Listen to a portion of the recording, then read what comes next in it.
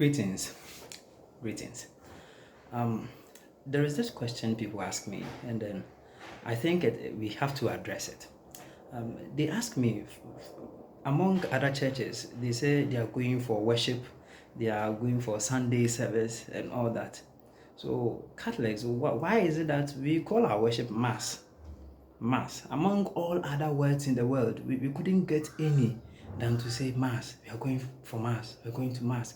I prefer using for Mass to going to Mass because when I say going to Mass, it seems to me it's a location than an activity. It's a worship. So we're going for Mass.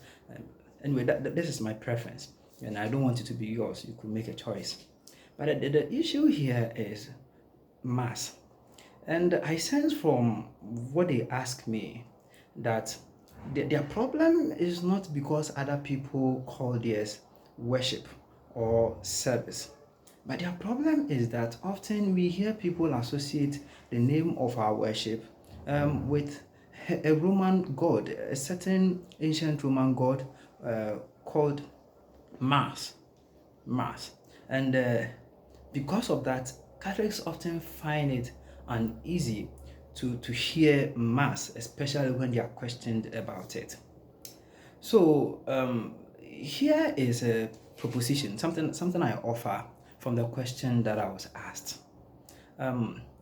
Yes, if you look through dictionaries and some encyclopedias, you find Mass, one with capital S, and it will be explained as the official worship of the Roman Catholic Church or the celebration of the Eucharist. And that is what it is for us, even though Anglicans also call their worship Mass. The Anglican Church was the English Catholic Church, so they used to be one with us. There's no fuss about that. But the word Mass could also mean an aggregate of something, an aggregate of a body, or the material content of a body. And that is scientifically speaking. And it can also mean a group of people, a gathering of many people. That is Mass. So this one word could mean these and the official worship of our church as well. And so why is it that people would think of that ancient Roman god rather than the aggregate of people or something? But that doesn't mean that our worship is called so because people come together. I mean, two persons can celebrate Mass, a priest with any other, and sometimes priests celebrate Mass alone. So it's not, but even though the church is present, I mean, the whole church, the church triumphant, together with the church militant, gather for the worship. So still there are persons. But it is not the reason behind us calling our worship Mass. Now, the problem that the person who asked me the question had after having had this conversation with a person was, I said, okay, so among the many words in the word, I mean, look at dictionaries. Why is it that we couldn't choose any other word than Mass? I mean, we could have called it anything but Mass. So I asked, why not Mass? If we could call the worship anything, why not Mass? Why not Mass? But here is it. Would you be surprised to hear from a priest that the name of our official worship is not Mass? What is this guy saying?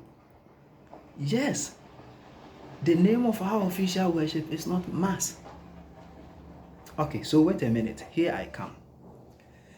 You know, the church's official language is Latin. And most of the things, especially those which are official in the church, are all translations. And it gets to a point where the language of the local people, let's say the vernacular, cannot translate a certain official word in a manner as to carry the meaning of the word itself. And when it gets there, usually we keep the word as it is. And so Mass is English language, and the English language speaking people translated the official name for our worship to Mass because they found it difficult to translate that word. The name in Latin is Missa, Missa, M-I-S-S-A. Notice that Mass, the English language, is M-A-S-S. And even the Roman god they talk about is M-A-R-S. That is the name of the planet, Mars. And so there's no relationship, and it is not because we want to confuse people with words. That's why we dropped R and then added S to it, so to make people not to identify what we are talking about. It is not the case.